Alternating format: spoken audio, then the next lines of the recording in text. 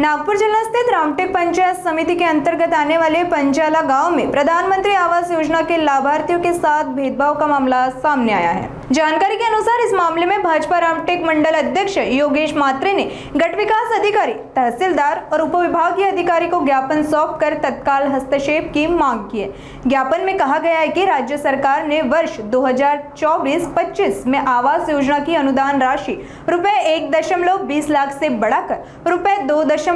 लाख कर दी है, लेकिन 2021-22 और 2023-24 में मंजूर हुए लाभार्थियों को इस बढ़ी हुई राशि का लाभ नहीं दिया जा रहा। कई लाभार्थियों को घरकुल मंजूर होने के बावजूद निधि का वितरण 2024-25 में हुआ, फिर भी उन्हें अतिरिक्त अनुदान से वंचित रखा गया है, जिससे आर्थिक परेशानी बढ़ रही है और घर निर्माण कार्य प्रभावित हो रहा है। इस पर सभी लाभार्थियों को समान न्याय देते हुए 2021-22 और 2023-24 के लाभार्थियों को भी रुपए 50,000 की अतिरिक्त सहायता देने की मांग की गई है। साथ ही प्रशासन से इस मामले में तुरंत निर्णय लेने की अपील भी की गई है। अब रामटेक में आवास योजना के लाभार्थियों की नजर इस बात पर टिकी हुई है कि उन्हें रुपए 50,000 की अतिरिक्त सहायता जो बढ़ी हुई राशि है वह मिलेगी भी या नहीं। घरकुल लाभार्थ्यांच्या संबंधित हे विषय आहे। त्यांना 2022 मध्ये मंजूर झालेले 1,60,000 रुपये ते 2022 किंवा 23 पर्यंत शासनाने त्यांना अनुदान दिलेले नाही आणि आतापर्यंत ते पैसे पेंडिंग आहे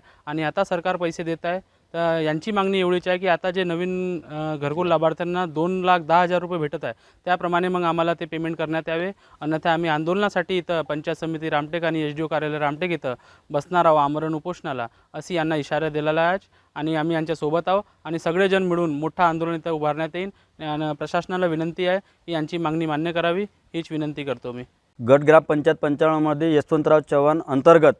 22-23 ची मंजुरी यादी असून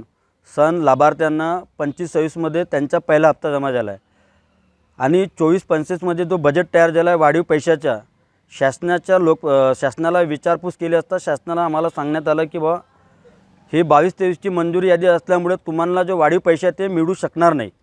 त्या कारणास आम्ही एसडीओ, पंचायत समिती, बीडीओ आणि तहसीलदार यांना निवेदनद्वारे सर्व आम्ही अर्ज दिला आहे। जर आम्हाला वाढीव पैसे देणार नाही तर आम्ही सर्व लाभार्थी आमोर उपोषणावर आम्ही बसू आणि मी विनंती करेल आमच्या रामटेक विधानसभाचे लोकप्रिय राज्यमंत्री आशिषजी जयस्वाल साहेब हे आमच्या अर्जावर लवकरात लवकर तात्काळ यांचा काय मार्ग निघेल ते आम्हाला सांगण्यात यावी एवढी विनंती मी ग्रामपंचायत 95 उपसरपंचकडून त्यांना करणार।